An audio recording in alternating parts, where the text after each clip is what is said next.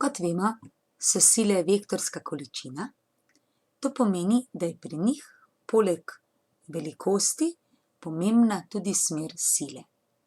Zato sile rišemo z vektorji. Vektor je usmerjena daljica. To pomeni, da ima neko dolžino, hkrati pa tudi označimo, v kateri smeri deluje. To je naša sila P, vektorska količina. Ko vidimo ta dva fanta, vemo, da na vrvu delujeta dve sili. V desno smer vleče en fant, v levo smer vleče drugi fant. Ni nam pa čisto jasno, kako velike sile naj narišemo in ali je to, kako velike sile rišemo, sploh pomembno. Risanje sil v merilu je zelo pomembno, saj le tako lahko s silami računamo. Ni namreč vseeno, ali imamo eno silo takole gor, pa drugo takole dol, ali pa imamo eno silo dolgo takole, drugo pa takole. V prvem primeru je vsota to, v drugem pa je sila drugače obrnjena.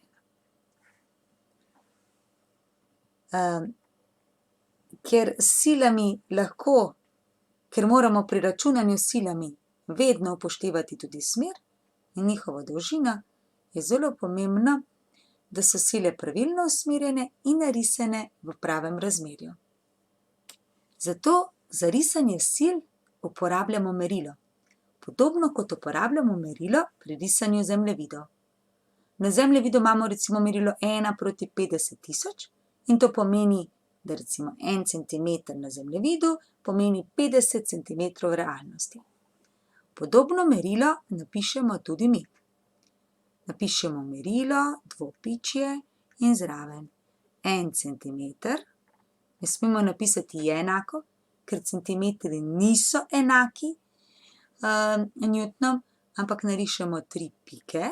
To pomeni 1 centimeter pomeni recimo 10 newtonov. Če potem narišemo črto, ki je dolga 2 centimetra, tukajle 1, 2 centimetra, tako, potem bo ta sila v tem primeru predstavljala, ker je 2 centimetra dolga, bo predstavljala silo 20 newtonov.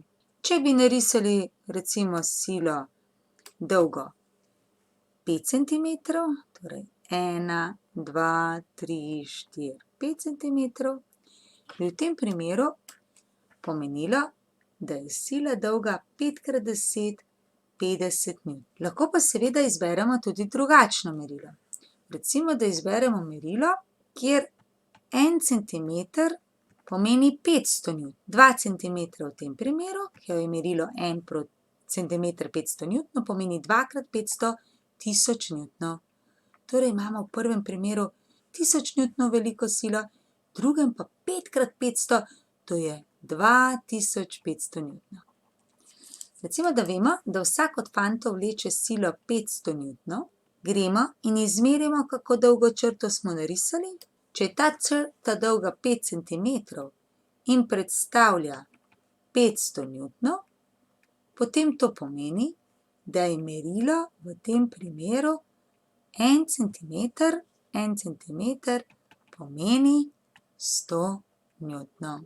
Če pa bi bilo namesto 500 newtonov recimo zabeleženo, da je ta sila 1000 newtonov, to pomeni, da 5 centimetrov predstavlja 1000 newtonov, v tem primeru bi potem 1 centimeter predstavljal 1000 deljeno s 5, 200 newtonov. To bi bilo naše merilo. Poleg merila je pri risanju sil pomembno še to, iz kod rišemo silo, kje je prijemališče sile. Prijemališče je lahko točkovno. V tem primeru govorimo o točkovno porazdeljeni sili. Recimo sila vrvi je takšna sila. Če nas zanima, s kakšno silo vrv deluje, narišemo silo točno v smeri vrvi, prijemališče pa je v točki. Naslednja skupina sil so ploskovno porazdeljene sile. To so tiste, ki imajo takšno prijemališče, da ga ne moremo točno določiti, ampak vemo, da sila deluje po neki ploskvi. Recimo tukajle, po celotni ploskvi, delujeta kar dve sili. Ena sila oziroma prva sila je sila tal, ki deluje navpično navzgor, zato naredimo prijemališče na sredini in potem naredimo silo, ki kaže navpično navzgor, kolikor pač mora biti velika. Druga sila pa je sila, ki preprečuje fantu, da bi to drselo naprej, to je sila trenja. Tudi sila trenja je ploskovna sila. Tako tudi to silo narišemo iz sredine in jo potegnemo prav takole. To je torej sila tal, ki je ploskovna. Lahko napišemo sila T kot sila tal. Ta sila bo zelo pogosto, praktično povsod se bo pojavila. In ta druga sila je sila trenja. O tej sili bomo več še slišali. Zaenkrat povejmo samo, da je sila trenja sila, ki vedno nasprotuje gibanju in je ploskovno porazdeljena. Tretja skupina sil so prostorsko porazdeljene sile. To so tiste sile, ki delujejo na celotno telo. Prostorsko porazdeljene sile so vse sile na daljavo. To so sila teže, magnetna sila in električna sila. Poleg teh treh sil deluje na daljavo tudi sila vzgona, ki jo bomo spoznali nekoliko kasneje. To so edine sile, ki delujejo na daljavo. Glede na prijemališče sil delimo sile na točkovno porazdeljene sile, to je tam, kjer je jasno, iz katere točke delujejo.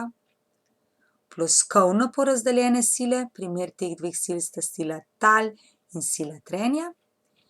In prostorsko porazdeljene sile. Prostorsko porazdeljene sile pa vedno rišemo iz težišča. Težišče je v tem primeru nekje okrog popka.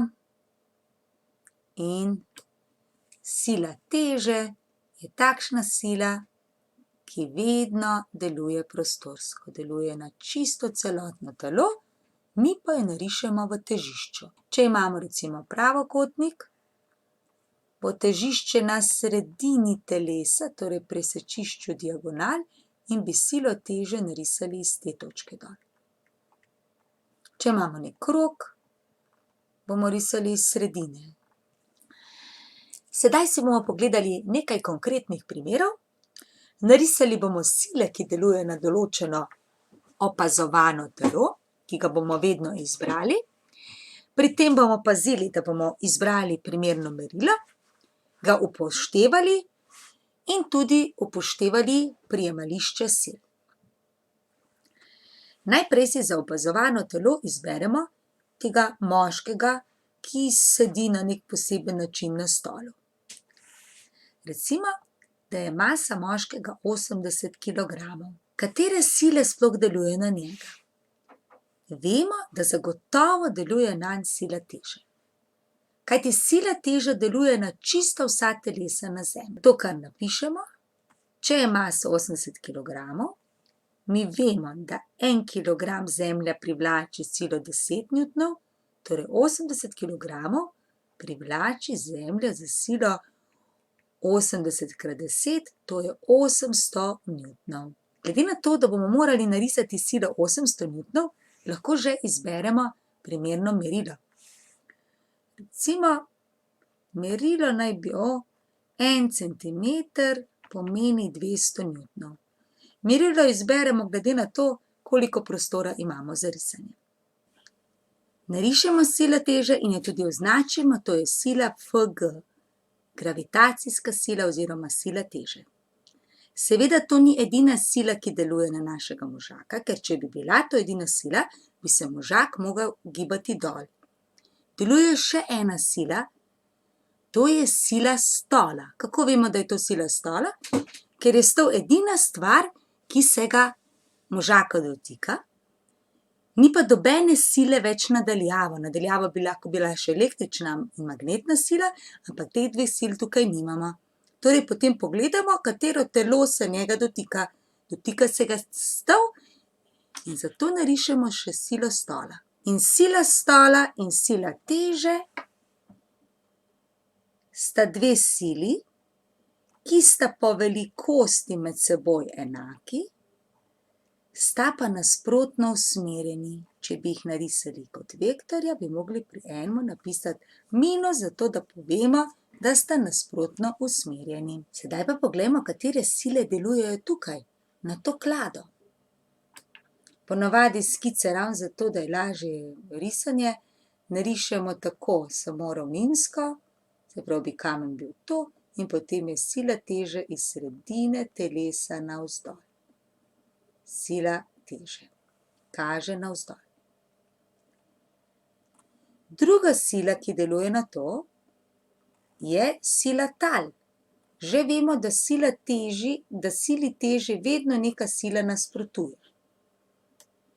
Tukaj so spodaj direktno tla, zato je to sila tal. Sila tal je sila na dotik, narišemo jo nekje iz sredine ploskve, vedno sile malenko zamaknemo, zato da se ne prekrivajo, in napišemo zraven, da je to sila podlage.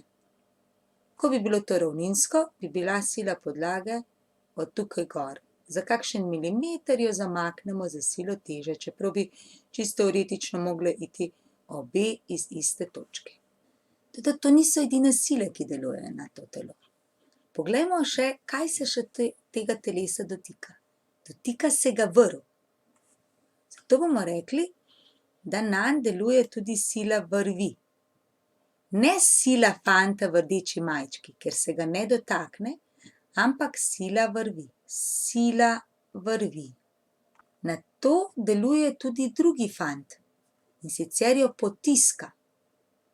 Zdaj, on se s ploskvijo cele roke dotika tega predmeta, zato lahko narišemo to silo kot ploskovno silo iz sredine roke naprej.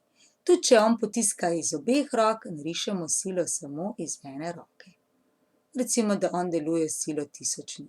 Sila vrvi in sila fanta. Seveda obstaja razlog, zakaj se oba fanta tako trudita s premikanjem te klade.